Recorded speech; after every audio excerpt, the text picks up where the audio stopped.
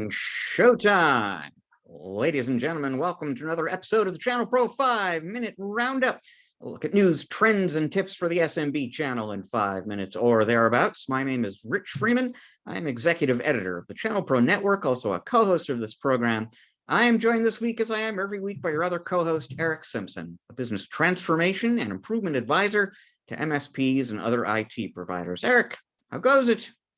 It goes well, Rich, and I've got to say, we should let everyone know that you and I will both be traveling next week to different events, but this will be the first time I've traveled since early Q4 last year. I did a quick turnaround at 2 events, but I have not traveled at all since the lockdown of the pandemic began. So this will be my first travel this year. And I'm interested to see how air travel may have changed. And I did travel a little bit early Q4, but it was a short hop where I was going. I'm traveling a little bit further this time. And you will be in Newark, New Jersey. I will be in North Carolina next week. But we're both flying across the country. I was actually at those 2 events you did late last year with you there, and I don't think you will find a lot of significant changes in the flying experience from last fall, but it's definitely different than it was in pre-pandemic times. I expect it to be a little bit more packed a little tighter. I was trying to do a couple of seat changes the other day, and there is no room on the aircraft. When we traveled in Q4 to those events together, Rich, the planes were not full that I recall. So anyway. Well, we will we'll catch each other up on our travel experiences on the next episode of the show, by which time at least some of that travel will be behind us. But let's dive into our top story of the week for now, and that comes to us from Axient. And there's both some product news here and then a larger trend that struck me as interesting that I want to call attention to. Let's talk about the product news first. Axient has a BDR product called X360 Recover. For a long time, it was an on-premises BDR system with local hardware. Late in 2020, they introduced a direct-to-cloud version of that product. And what they announced this week is the introduction of a feature called Cloud Auto Verify for that direct-to-cloud version of X360 Recover. So on-premise users of the product are familiar with the Auto Verify functionality. It basically allows you to confirm the integrity and recoverability of backup files, spin up test environments, recovery environments, make sure that that's going to work as you wish it to when something goes wrong. You now get all of that functionality for the direct-to-cloud version of the product. They added some reporting functionality to the administration interface. This is actually new both to the direct-to-cloud edition of the product and the on-premises edition, but now you can kind of see the verification results reporting through that administration interface that you're using for other purposes as well, which is convenient. So, I mean, if you are a user of the direct-to-cloud version of X360 Recover, you've already got this functionality. It was enabled by default. It's actually in place right now and available for you to use at no extra cost. The trend piece of this, Eric, that I thought was very interesting is just so happened that I spoke to the folks at Axient about this announcement about 3 hours or so maybe before I spoke to somebody at Enable about their BDR strategy. And what I heard from both of them is that MSPs are coming to both of those companies and saying that they really are interested in direct-to-cloud BDR. They don't want to purchase local hardware. They don't want to manage local hardware. They don't want to hire people to manage local hardware. And they like the security advantages of that offsite in the cloud kind of model, one less endpoint to worry about on site. And so Axient actually told me that this direct-to-cloud edition of their BDR product is hottest selling product that they've got right now, arguably the hottest selling product that they've introduced in the last 5 years. And Enable, and their product has been direct to cloud exclusively from the very beginning. They're seeing a lot of momentum around that as well. They just did their Q4 financial reporting recently, and they called out that product as one of the key contributors to their 12% year over year growth rate in that quarter. So, interesting news for Axient BDR partners, but also kind of an interesting, at least to me, an interesting little spotlight on a apparently widespread trend in managed services in the direction of direct-to-cloud BDR. Well, Rich, yes, call me unsurprised, right? This is where we've been going. We've talked about it on this program before. The acceleration to the cloud. This is where businesses want to be. The impetus of that was the pandemic, where the majority of business leaders surveyed by McKinsey during one of their surveys early last year, or just at the end of the year before, indicated that they're going to continue to heavily invest in cloud migration, cybersecurity, and work from anywhere, work from home type of support activities. And yes, MSPs have finally, I think, gotten the message that they should stop hugging this hardware.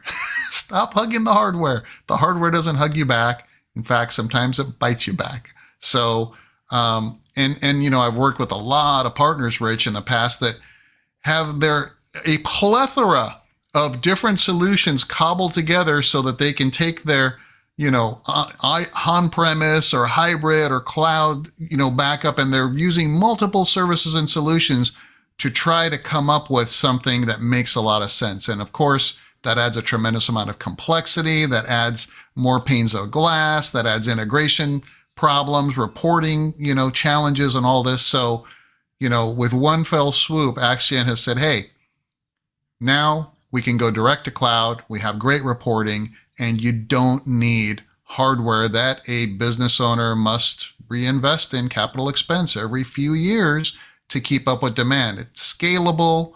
It just makes a lot of sense. And the other thing to point out about it, I mean, the reason so many MSPs have been hesitant to go the direct-to-cloud route in the past is just concern about the recovery time. How quickly can you recover and get a virtualized environment up and running in the event of an outage?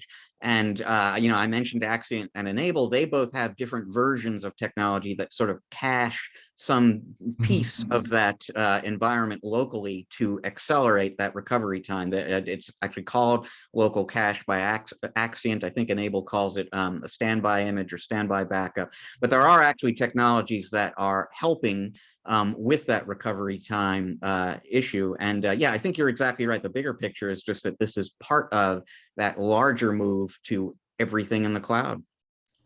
Right.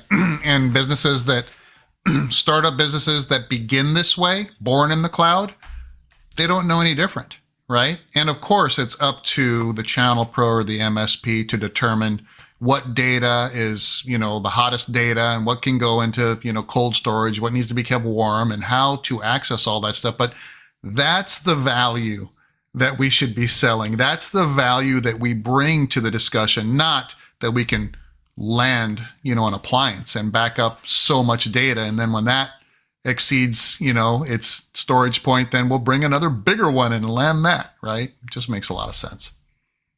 So that's actually a perfect segue for your tip of the week, Eric, which is all about selling BDR.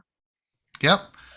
So I'm going to make a bold statement, Rich, and I'm going to implore our channel pros and MSPs out there to stop selling data backup and recovery. Stop selling it. Sell peace of mind. Sell enhanced cybersecurity.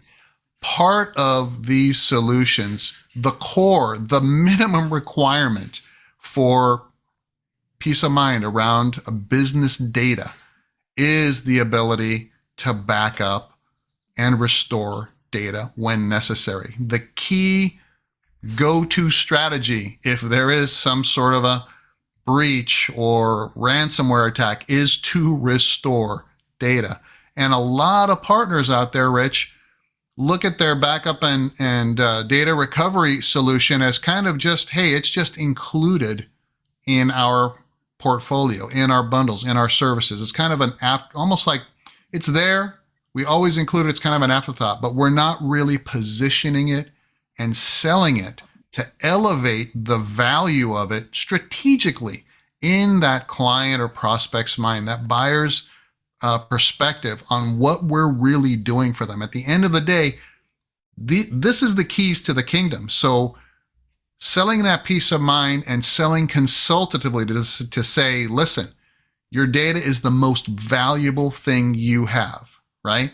To run your business. I'm not talking about human resources and staff and things like that. I'm talking about business data. That is the most important commodity that you have to grow your business and take care of your clients and your staff. So let's elevate that to the proper perspective of value in our conversations and sell it on value. You can actually charge more when you're selling consultatively and prioritizing the risk around that business data, and then let the let the pressure out of the tea kettle. Right, you're building that urgency, that what's the worst that can happen, and then saying, don't worry, we're going to take care of it for you. And then you don't really have to get into how you're doing it. You're just going to let the client know that you will be able to deliver data recovery at this level. We're going to identify and prioritize where we keep it so that you can sleep better at night, have that peace of mind no matter what happens. We're going to be the watchers on the wall. So again, stop selling BDRs, sell peace of mind, make more money, and be seen as much more highly strategic as a value to your clients, and keep them for a lifetime. There are a lot of reasons why that's very good advice. The one that popped into my head first, though, was just, almost regardless of what you're selling, if you are selling to a business owner, and this is presumably somebody who is not technical, you always want to be selling business outcomes, not technologies. And that's exactly what you're talking about. The business outcome is, call it peace of mind, call it continuous uptime, call it never letting your customers down, call it never losing your data. I mean, that's really the thing that you need to be focused on and selling, because backup, or BDR especially, is something that we all understand, but it's not necessarily something that an SMB owner or executive wakes up in the morning thinking about. But they do very much think about, well, what do I do if I lose my data in one of these ransomware attacks I keep reading about in the news? My systems go down and I can't get back to my customers. And enabling them to understand, I've got you covered, so that's not going to be a problem for you, is something that'll lead to stickier customer relationships for sure. Absolutely. And again, as we move more and more toward the cloud and further away from managing physical infrastructure, we have to be seen as much more strategically valuable to our clients. And our discussions have to reflect that value, and our QBRs have to reflect that value. It's no longer, bringing your report card to mom and dad, a QBR, and saying, look how good we did. We closed this many tickets and we thwarted, these many viruses last month. That really doesn't matter to a client once you've gained their trust. What matters to them is how you can help them grow their businesses securely, strategically, and make the most out of new and emerging technologies. That's our role. All right. Well, this leaves us with time for just one more story this week, folks. And Eric, there has been a lot of really grim stuff going on in the news this week. I thought maybe this would be a great week for a good news story to close the show on. And I found one. It concerns a couple in New Jersey who recently went out to dinner at one of their favorite seafood restaurants. They were enjoying clams, and one of them bit down on something hard, thought, I don't know what the heck was that. It turned out to be a pearl in the clam, a roughly third of an inch in diameter pearl, potentially worth thousands of dollars. Now, I have no idea what the clam dish at this restaurant cost, but they came out way ahead. This was a profit deal on dinner at the seafood restaurant, Eric. Yeah, what a great way to experience a positive outcome when you're biting down on something hard, right? Usually the reaction is, oh my goodness, what is that? And lo and behold, they hit a little bit of a jackpot there, right, Rich? Very nice. Very nice. Yeah. And so I'm going to be eating nothing but clams at seafood restaurants from now on. It could happen. Who knows? Well, folks, that is all the time we've got for you this week on the 5-Minute Roundup. We thank you so much for joining us. We will see you again next week. We are both a video and a podcast these days. If you're watching the video, but you like podcasts, you will find us in your favorite podcast catcher, whether that's Google, Apple, Stitcher, Spotify, you name it. Look us up. Please become a subscriber, maybe even take a couple of seconds to rate and review, because that'll help other people find the show a little more easily. If you're listening to the podcast but want to check us out on video, easiest way to do that is go to YouTube, look for the ChannelPro Network channel there. You can become a subscriber there as well. And if you click the little bell icon, we'll even notify you when the new episodes become available. You want to read more about Axient and their product announcement from this week, and just keep up with what's happening in the industry, get great business growth advice for your company, please visit channelpronetwork.com every day, because we have got terrific new content for you there every day. You want to learn more about Eric and the work he does with his clients, you need to visit ericksimpson.com. That is ERICK Simpson.com. So once again, folks, we thank you very much for joining us. We're going to see you again next week on the show. Until then, please enjoy the rest of your week. Eric and I are enjoying the rest of your week already.